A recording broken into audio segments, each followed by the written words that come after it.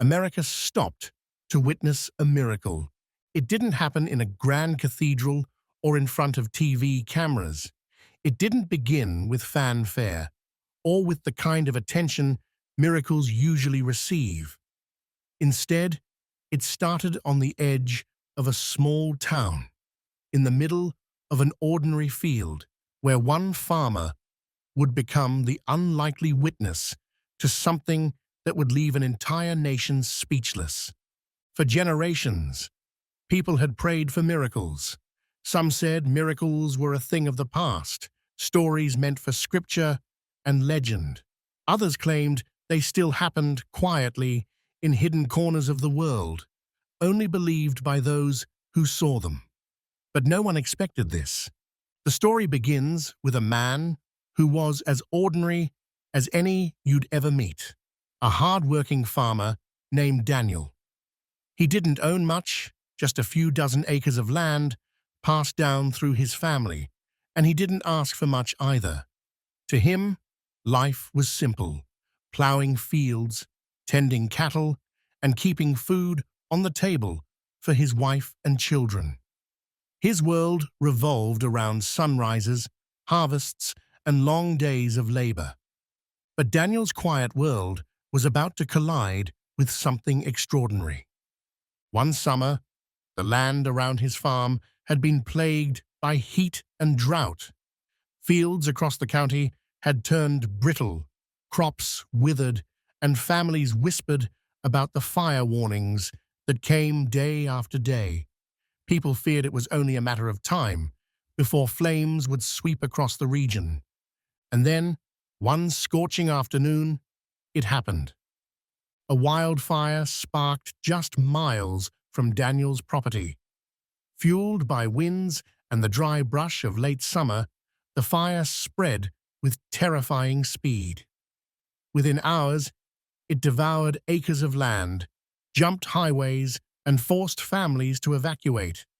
Entire communities watched helplessly as black smoke choked the horizon. Daniel and his family were told to leave. Their farmhouse stood directly in the path of the inferno. The firefighters said there was no chance. Once the flames reached his property, everything, the house, the barn, the fields, would be reduced to ash. Daniel gathered his wife and children, loading them into the truck. But before leaving, something compelled him to look back at his land one last time. In the middle of his field stood a simple statue of the Virgin Mary, one that had been placed there decades earlier by his grandmother. Weather-worn and faded, the statue had stood silently for years, almost forgotten among the corn stalks and cattle fences. But that day, Daniel paused. He stared at it, and for reasons he couldn't explain, he whispered a prayer, a desperate prayer. He begged Mary to protect his family, his home, his land. And then he drove away, not knowing if he would ever return. Hours later, the fire swept through. Witnesses described flames leaping high into the night sky, the roar of the blaze echoing like thunder. Helicopters dropped water in vain. Firefighters fought exhaustion, and neighbors prayed in their cars as they fled. The fire was unstoppable. By morning, entire stretches of farmland were destroyed. Dozens of families returned to find their homes gone, barns reduced to rubble, and once fertile fields turned into blackened wastelands. But when Daniel returned, what he saw defied all explanation. The fire had reached his land. It had encircled his property, devouring fields on every side.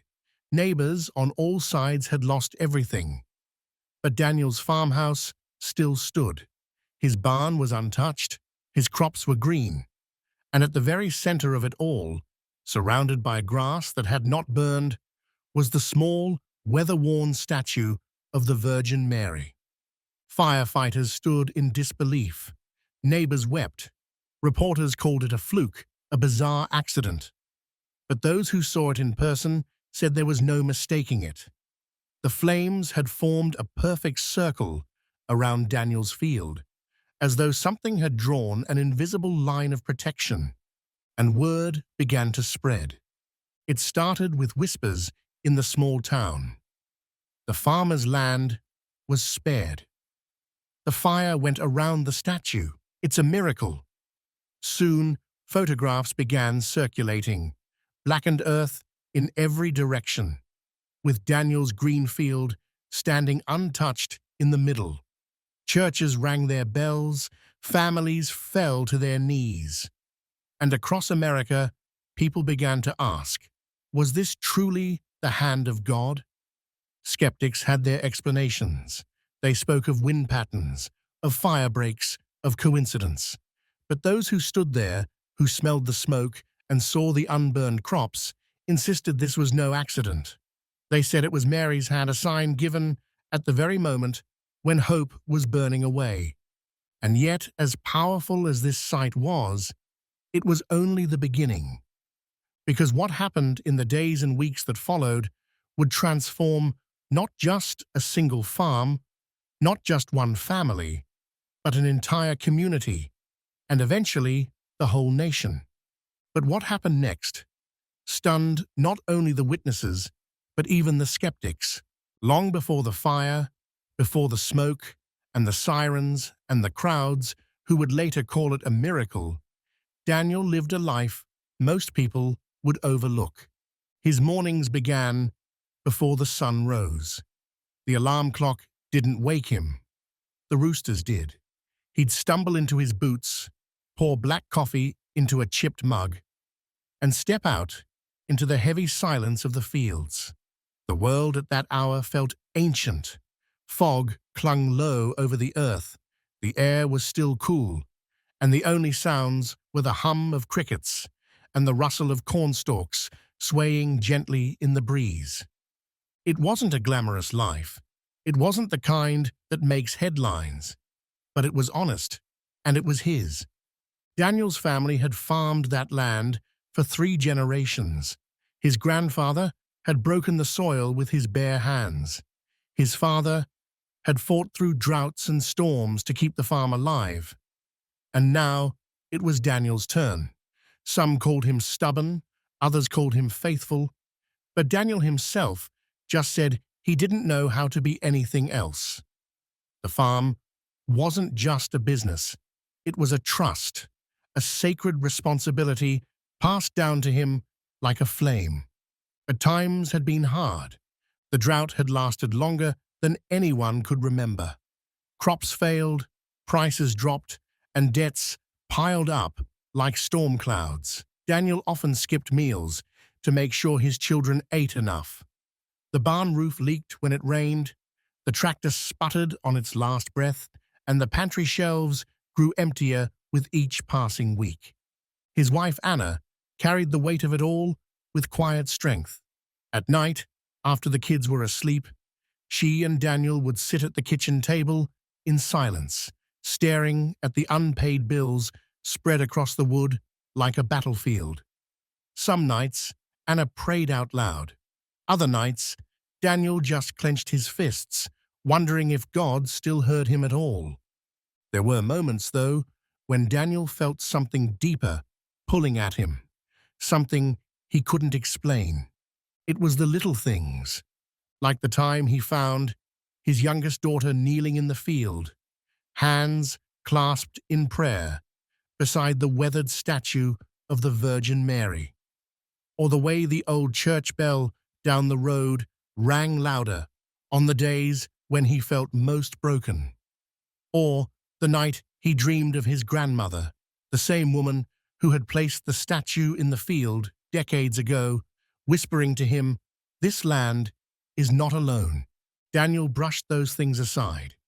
He told himself it was imagination, fatigue, or just wishful thinking. Farmers couldn't afford to live in dreams. They lived in reality, in dirt under their fingernails and sweat on their brow. And reality told him the farm was failing. Yet, despite the hopelessness, Daniel clung to one ritual. Every morning, before starting his work, he stopped by the statue. He didn't kneel. He didn't light candles or speak long prayers. He simply paused for a moment, sometimes placing his hand on the cool stone, other times muttering a single word under his breath. Help. The statue itself was nothing remarkable. It was cracked, faded from decades of sun and rain, and partly buried in weeds. But to Daniel, it was more than stone. It was memory. It was the last remnant of his grandmother's faith, and somehow it anchored him. Still, doubts gnawed at him. What good is a statue? He'd mutter on his hardest days. What good is prayer when the world is burning? And then, almost as if mocking him, the world did begin to burn. That summer, the heat was merciless. Grass withered, streams dried, and the soil cracked under the relentless sun. Families prayed for rain, but the skies stayed empty. Fire warnings came daily on the radio until they became background noise. Everyone ignored. Daniel tried to ignore them too. He had enough to worry about. His oldest son had just been accepted into college, but there was no money to send him. His youngest daughter had fallen ill, and doctor visits only dug the family deeper into debt. Even the livestock seemed restless, pacing nervously as though sensing something unseen. Then, on one particular evening, Daniel noticed something strange. He was walking the field, scanning the horizon, when he stopped at the statue. The setting sun hit it in a way he'd never seen before. The chipped stone seemed to glow, faintly, almost like it was alive. For just a moment, Daniel thought he saw movement. The folds of Mary's robe swaying through the air was still. He blinked, rubbed his eyes, and the glow was gone. Just the light, he told himself. Just my mind playing tricks. But deep inside, he felt a chill. That night, as he lay awake in bed, the wind picked up outside. It rattled the windows and whistled through the barn boards. In the distance, faintly, he thought he smelled smoke. He rose, stepped outside, and scanned the horizon. Far away, he saw an orange glow flickering in the darkness. He told himself it was nothing, maybe a bonfire, maybe a controlled burn, but it wasn't. That was the first spark of the fire that would change everything. No one realized it yet, but something impossible was about to unfold. The fire came faster than anyone expected. One moment, the horizon was clear. The next, smoke rose like a black curtain across the sky, swallowing the sun until daylight itself seemed to dim. The air turned sharp, burning the throat, and the dry grass crackled beneath every step. Sirens wailed in the distance, their echoes carried by the wind, while helicopters thudded overhead. Families were told to evacuate.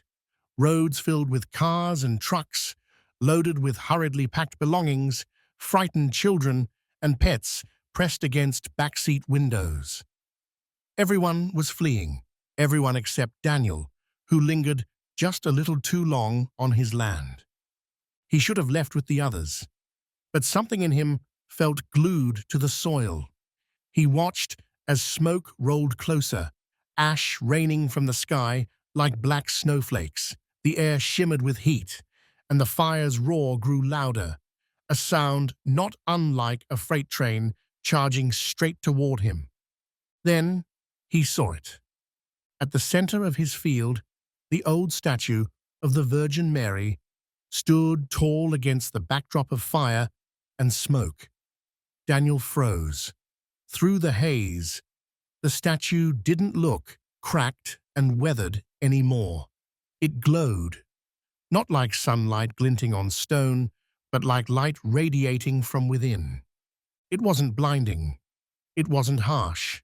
It was soft, pale, and steady, like a candle in the dark. Yet in the chaos of that moment, it was the only thing that stood still, the only thing untouched by fear. Daniel blinked, rubbed his eyes, shook his head, but the glow didn't fade. And then something even stranger happened. The wind shifted. Everyone had been saying the fire was unstoppable, that it would barrel straight through his property in minutes. But when the flames reached the edge of Daniel's land, they slowed. Witnesses later said it looked as though the fire had hit an invisible wall. Flames licked the grass. Smoke curled low, but the line held.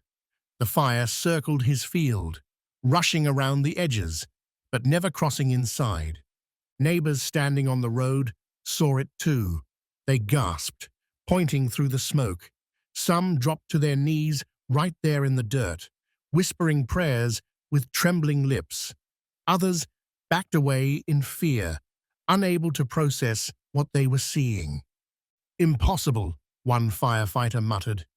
He walked the edge of the field, helmet tilted back, scanning the line where green crops stood untouched on one side and scorched black earth stretched on the other. "It's not natural. Fire doesn't do this." But others weren't so sure.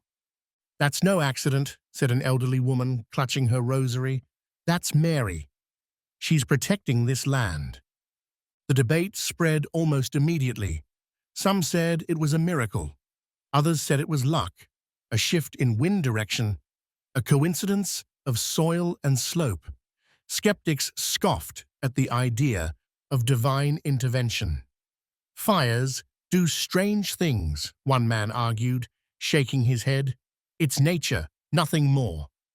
But those who had seen the glow, who had felt the stillness in the air as the flames curved away from the statue, insisted this was no coincidence. Daniel himself was too stunned to speak. He stood at the edge of his driveway, ash clinging to his shirt, smoke stinging his eyes, staring at the statue that had anchored his prayers for so many years.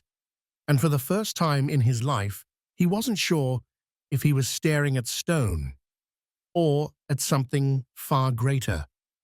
As night fell, the strangeness deepened. Most of the town had evacuated, but a few families returned when they heard whispers of what had happened at Daniel's farm. They gathered at the roadside, watching from a distance as the fire continued to rage around the property, circling but never entering. Some said the glow of the statue grew stronger after dark, visible even from a mile away. One child swore he saw the figure move, as though the Virgin Mary had raised her hands in blessing. His mother hushed him quickly, but her own eyes were wet with tears. Another woman claimed she heard faint singing, like a choir hidden in the wind, though no one else nearby admitted to hearing it. Confusion, disbelief, fear, awe. The reactions were as divided as the fire line itself. On one side, black ruin; on the other, untouched life. By morning, word had spread far beyond the small town. Photos taken by firefighters began circulating online. Images of scorched fields cut off abruptly at Daniel's property line. Posts exploded across social media. "Miracle farm survives wildfire." "Virgin Mary protects farmers' land." Coincidence or divine intervention? Reporters started calling. Church leaders arrived to see for themselves. Scientists and weather experts weighed in, offering theories. But no matter the explanation, the image remained the same. A field preserved, a statue untouched, a miracle claimed. And yet, this was only the beginning, because as the story spread, something unexpected happened. Crowds began arriving. At first, just curious neighbors, then people from nearby towns, and eventually, strangers from across the country. They came to see the statue, to stand in the green field surrounded by blackened earth, to kneel in prayer where others claimed Mary herself had appeared. Some came with skepticism, daring the place to change their minds. Others came desperate, carrying photographs of sick children, holding hands worn raw from years of prayer unanswered. They came seeking proof, healing, hope, and soon stories began to emerge. Stories that no scientist, no skeptic, and no reporter could easily explain. And if this was only the beginning, what happened next would draw thousands. At first, it was just the neighbors. They came quietly, sometimes in the early morning, sometimes after dark, when the burned fields still glowed faintly with embers. They stood at the fence line, whispering prayers, snapping photographs, or simply staring in silence at the circle of green, untouched by fire. Some knelt in the soil, scooping handfuls of unburned earth into jars, convinced it carried some unseen blessing. Then came the reporters. Local news vans rolled in, cameras pointed toward the farmhouse, microphones were thrust into Daniel's hands. Headlines read, "Farmer's Land miraculously spared. Statue of Virgin Mary survives firestorm." The images spread far beyond the county, beyond the state, beyond the small-town borders that had once kept this farm unknown. Within a week, strangers began arriving by the hundreds. They came in cars packed with families, buses organized by church groups, even planes that brought pilgrims from states away. Some carried rosaries, others carried crutches. Many carried tears they couldn't hold back the moment they stepped onto the property. And the strangest thing was, they all claimed to feel something.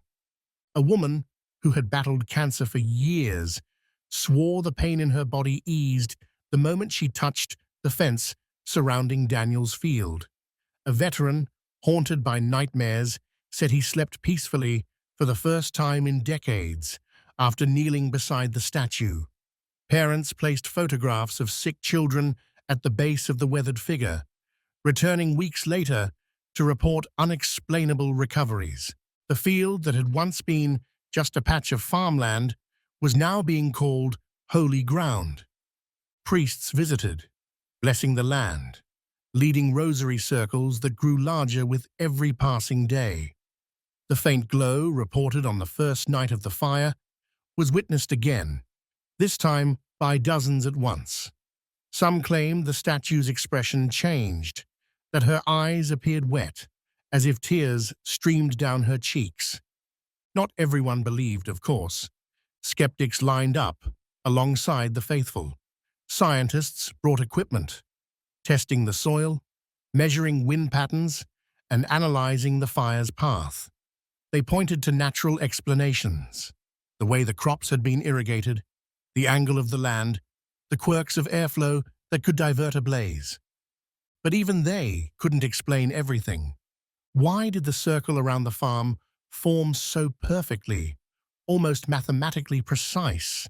Why was the statue untouched, not even singed, when other stone objects in the fire's path had cracked from the heat? And how could so many people from different backgrounds and states claim to experience visions, healings, or unexplainable peace simply by standing near the statue? The debate only fueled the crowds. Soon, the farm was overflowing with visitors. Cars lined the roads for miles. Vendors set up tents, selling bottled water and food to the pilgrims who refused to leave. News anchors spoke live from the property, their voices carried to millions of televisions across America. And the more people came, the more stories emerged. A blind man claimed he could see faint outlines of the statue's shape. A young girl said she heard Mary's voice, whispering her name. Farmers from nearby towns reported their own small miracles. Rain falling only on their crops, animals spared from sickness. It was as though the miracle had multiplied, spilling beyond Daniel's field into the lives of everyone who believed. Some compared it to Fatima, where crowds in Portugal had once gathered to see the sun dance in the sky. Others spoke of Lourdes, where healing waters flowed. Church historians quietly noted the similarities. A simple witness, a Marian figure, masses of people drawn to something science could not fully explain. For Daniel, it was overwhelming. He had never asked for crowds. He had never sought attention. Yet now, his farm was transformed into a pilgrimage site. Strangers walked through his fields with reverence, kneeling in the same dirt he once cursed for failing him during drought. Where he once saw failure and despair, thousands now saw hope. He often sat on the porch, head in his hands, wondering, why here? Why me? His wife Anna reminded him of his grandmother's words, "This land is not alone." And perhaps she had known all along that something beyond explanation lingered here, waiting for the right moment to reveal itself. But if Daniel thought he had seen the height of the miracle, he was wrong. Because one night, just as the frenzy around the farm seemed to be reaching its peak, something happened that even the most devout believers were unprepared for. Something so unexplainable, so powerful, that it silenced both skeptics and faithful alike. And it would become the moment that changed everything. But the most shocking moment of all was still to come. It began with a single whisper in the crowd. A woman, kneeling before the statue at dusk, claimed she saw a tear roll down the Virgin Mary's cheek. At first, no one believed her. They said it was dew or condensation from the cooling night air. But then another voice called out, and another. Soon, dozens swore they saw it too. And when cameras zoomed in, there it was, a dark line trailing down the weather-worn stone face, glistening as it caught the fading light. Some said it was water, others insisted it was blood. Samples were taken, but no one could agree on the results. To the faithful, the details didn't matter. What mattered was that the statue wept, and the world was watching. From that moment, the farm was never the same. Crowds swelled into the thousands. Police blocked off roads, unable to control the flood of pilgrims who arrived daily. Helicopters hovered overhead. Drones captured aerial shots of a sea of people kneeling in the middle of scorched earth, their eyes fixed on the glowing figure at the center of Daniel's field. And then came the night that sealed it. The fire-scorched horizon was still blackened, the sky clear and starless. As worshippers prayed, the statue began to glow again. But this time, the light didn't stop at its surface. Witnesses reported the glow expanding, spreading across the field, reaching outward like invisible hands. Some swore the light covered miles. Drivers on nearby highways pulled over, stunned by what looked like a column of brilliance rising into the night sky. Air traffic controllers received calls from pilots who claimed to see the glow from the cockpit, stretching into the clouds. And then came the voices. At first, faint, like the rustling of leaves, but soon distinct. Dozens of people said they heard them, hymns in languages they didn't know, voices layered like a celestial choir. Some said the voices spoke directly to them, whispering comfort, calling them by name. Skeptics were shaken.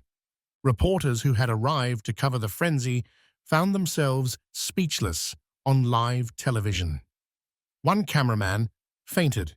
A meteorologist on scene, known for dismissing the event as weather and chance, was filmed standing in silence, tears streaming down his face. Doctors were baffled. A boy paralyzed from the waist down since birth was carried into the field by his parents. Hours later, he walked out on his own. A veteran suffering from blindness in one eye claimed his sight returned after gazing at the glowing statue, and in hospitals miles away, patients said they felt sudden relief at the exact same hour. The stories multiplied too quickly to ignore, but perhaps the most powerful moment came from a single child. She was 7 years old, pale and frail from a terminal illness. Her parents had brought her to the farm in desperation, carrying her in their arms because she was too weak to stand. They placed her at the base of the statue, weeping as they begged for mercy.